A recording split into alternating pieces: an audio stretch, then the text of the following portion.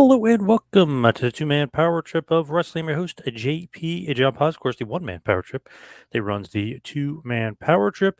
Gonna run through a big event from Riyadh, Saudi Arabia. Of course, we're talking about a WWE's Crown Jewel 2024 from the Muhammad Abdu Arena in Riyadh, Saudi Arabia. Of course, the big show featured two main events. Gunther, the WWE World Heavyweight Champion, versus Cody Rhodes, the WWE Undisputed World Champion. And then, of course, Nia Jax versus Liv Morgan as well. Of course, airing on Peacock. Now, the first match of the night saw the Bloodline, Solo Sikoa, Jacob Fatu, and Tama Tonga versus Roman Reigns and the Usos, Jimmy and Jay. This was maybe a little bit surprising for the fact that the outcome of what happened in this match, pretty crazy. As far as just the actual finish, pretty good match for the most part. There was a bit of a snafu. Jimmy didn't quite get to the ring in time, but the ref said he did to break up the count with Solo and Roman. That was kind of the only really maybe screw up there. Jacob Fatu, of course, looked great per usual. He's awesome. I love the push of Jacob Fatu. I love everything they're doing with him. But the result, the Bloodline, Solo Sikoa, Jacob Fatu, and Tama Tonga with Tonga Loa defeated Roman Reigns, Jimmy, and Jey Uso via pinfall in 16 minutes and 35 seconds. The finish saw Solo Sikoa getting the spike, the Samoan spike onto a Roman. Obviously, the 4-on-3 advantage helped him big time. And Solo actually pinned Roman Reigns. Very rare to see Roman Reigns get pinned. It doesn't happen too often. Obviously, Jey Uso and Cody Rhodes, the only two guys to pin him in the last about 4 to 5 years, pretty much. So now you add Solo's name to that. So a bit of an unpredictable outcome there with Solo getting the victory for the Bloodline and obviously building up tremendous heat leading up to War Games, the Survivor Series pay-per-view at the end of the month in Vancouver, Canada.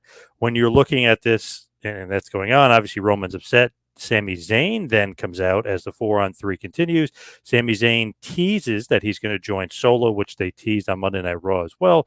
You kind of knew he wasn't going to. Then he hits the exploder suplex onto Solo, and that starts a brawl between the OG bloodline and this new bloodline, which ends up with Solo in the ring with all four members. Roman and Sami go after Solo together. Solo ducks out of the way. Sami kicks Roman in the face. So obviously teasing a lot of dissension between the OG bloodline and, with Roman and Sami not getting along, and the Usos kind of having to break it up. So obviously 4-on-4 is where we're headed for War Games, unless they add in a fifth. We know Haku's other son, Hikuleo, has signed with WWE. He's going to be part of NXT, but who knows? Maybe he gets put up to the main roster. And obviously, we don't know where The Rock stands at this point and where The Rock will end up. Either could it be 5-on-5? Right now, we're looking at 4-on-4 War Games for Survivor Series. Solo, Jacob Fatu, Tama Tonga, Tonga Loa versus Roman Reigns, Jimmy Uso, Jey Uso, and Sami Zayn.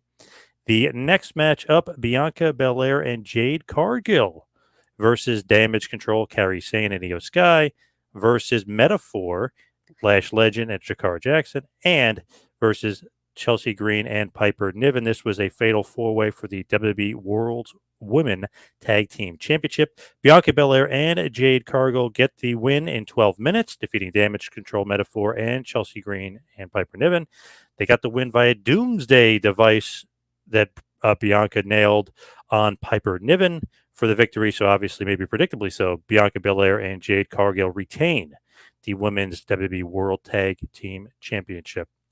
Next matchup, Seth freaking Rollins versus Bronson Reed. They've been building Bronson Reed up quite well. Pretty good match for the most part. I enjoyed it. I thought it was pretty good. Pretty interesting the way that they've been building up Reed. You would hopefully think he'd get the win and continue his push, but that was not to be. Seth freaking Rollins hit him with a super stomp after hitting him with two other stomps, including a stomp on the steel steps outside the ring.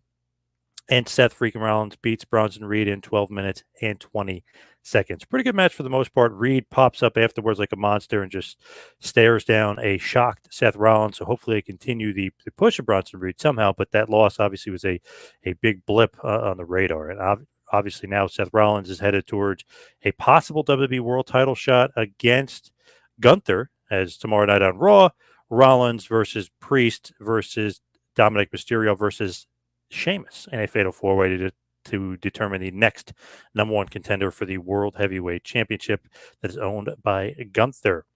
Next up is the inaugural Women's Crown Jewel Championship match, which means Liv Morgan, the Raw Women's World Champion, will face the Women's World Champion on SmackDown, Nia Jax.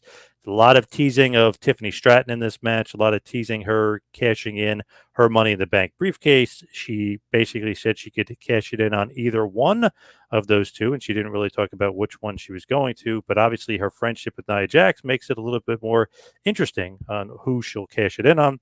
Not only does Tiffany interfere in this match and threaten to cash in, Dominic Mysterio and Rodriguez also are interfering in the match, which helps Liv Morgan defeat Nia Jax in about 8 minutes and 15 seconds to win the inaugural Women's Crown Jewel Championship. Not only does she get that big belt, they now are going to give her a ring as well, like a championship Super Bowl ring to go with it. And obviously there's a big celebration with Triple H raising her hand and the big fireworks and everything, the pyro that went on after that.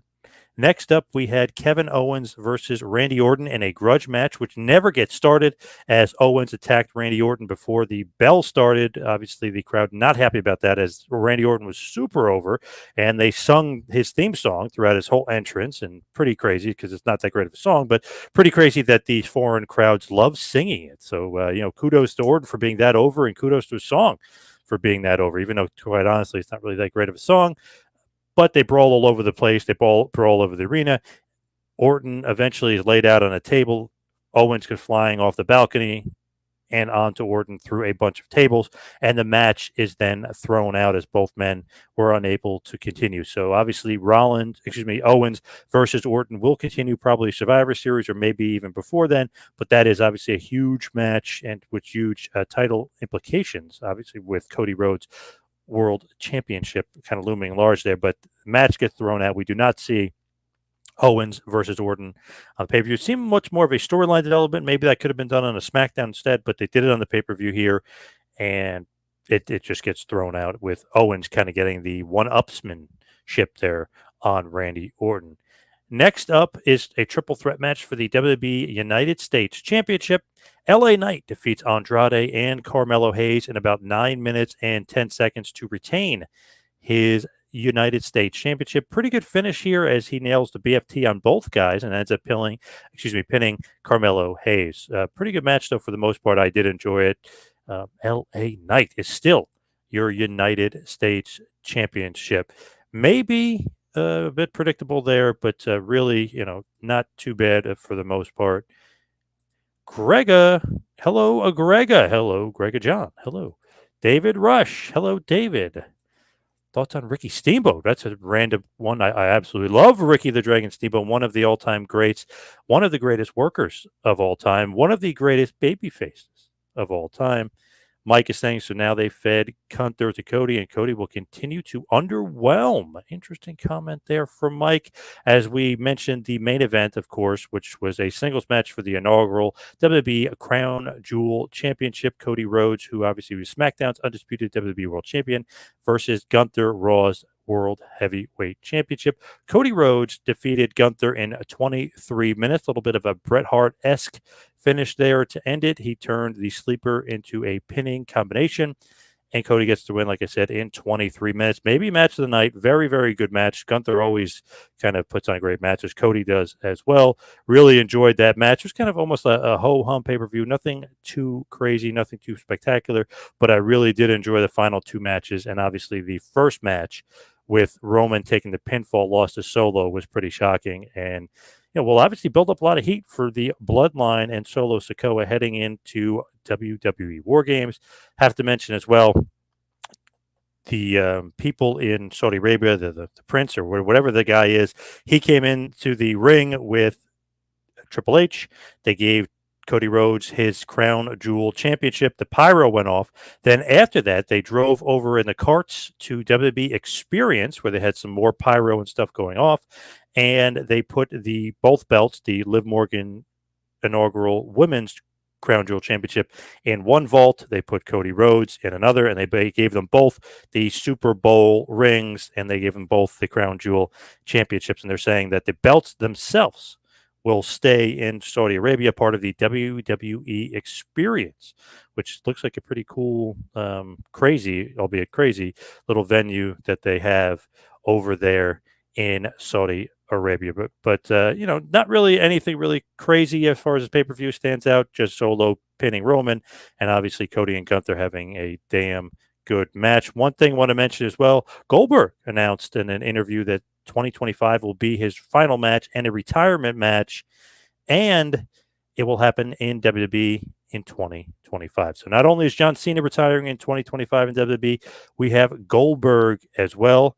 Matty Rodriguez says, do you think Goldberg retirement match is versus Braun Breaker? That would be very interesting. I would do it. That's who I would want him up against, and have Braun Breaker get the win, and obviously be a huge feather in the cap and a huge push for Braun Breaker. It looks like it might be against Gunther, and obviously they've teased it.